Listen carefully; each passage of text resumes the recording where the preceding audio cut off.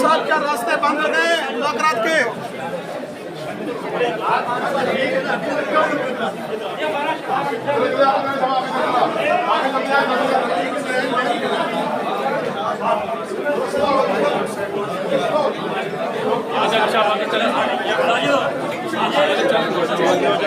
भाई चले चले थोड़ा सा आगे चले लाइन में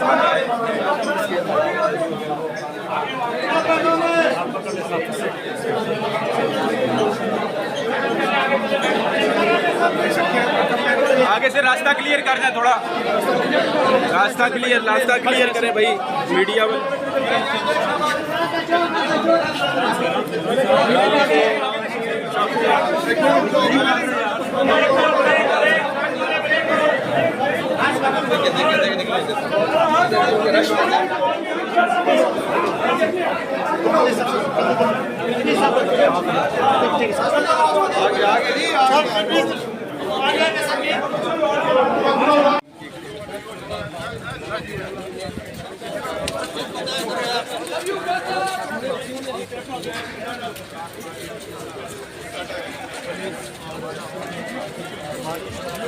खान साहब कोई एक तो जुमला बोल दे।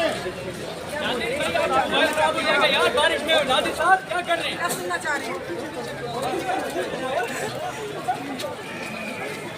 खान साहब करप्शन बड़ा मसला है या मुल्की मामला से मुदाखलत?